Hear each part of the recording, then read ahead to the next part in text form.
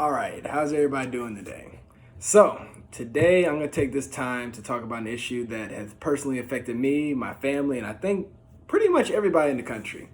Before I get into it, I would like to say my name is Jerry McElroy, and it's the first time I'm out here on this video blog, and I'd like to say it's great to have anybody who's listening.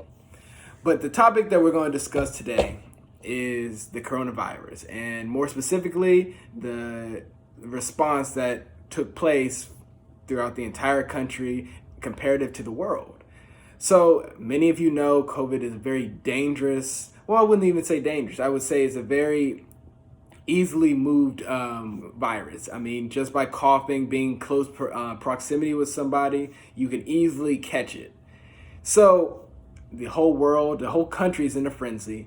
And in my personal opinion, I can't say it would have been easy for anybody to take on this feat, but I do believe things could have been done better.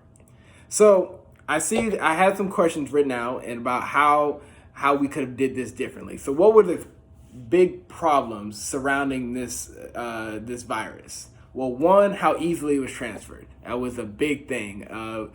Being from Texas, everything's bigger in Texas. A lot of people are always out. So being around people, you don't even pay attention to how close you are to somebody.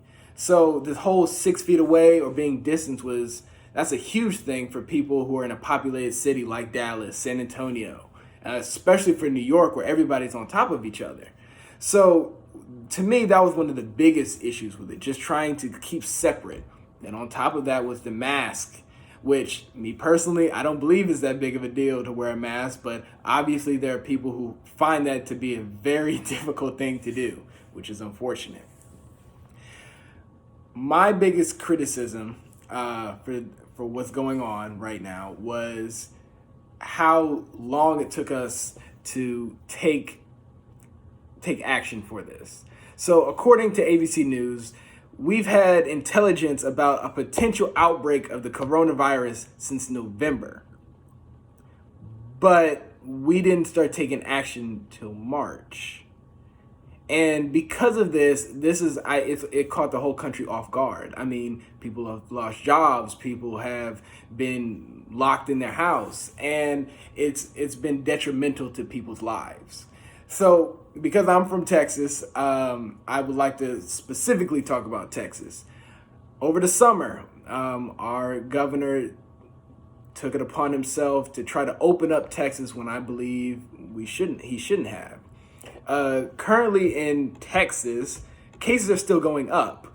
We've been increasing consistently according to the Texas Tribune, and just today, on November 9th, there's been 3,816 cases reported. Thank goodness there's only been 26 new deaths, but I honestly think that something like this should have been handled a lot better. Me personally, if I was in Abbott's situation, or the president for this matter, I would have, when first given this information about COVID, I would have took the information then and started preparing then.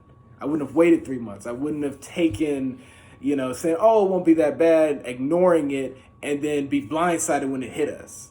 That would be my first thing. Now, of course, when it hit us, even if I was put in the same situation in March to where I didn't respond till then, criticisms I would get is, oh, I can't work, I can't do any different things. And I can't work, I can't get money, I'm locked in the house, I want to go outside. And that would probably be my main criticisms. But instead of, like some of our politicians did, I would have to stand tight, and I would have to keep lockdown and enforce the rules to where, given come August, September, we would be in a completely different situation. We could see in New York that we're very strict. They had one of the highest COVID rates for a period of time, and now they're one of the lowest. That's just my personal opinion on it. I think this should have been handled a lot better. And I would like to say thank you for listening to me today. I hope we can do this again, and y'all have a good evening.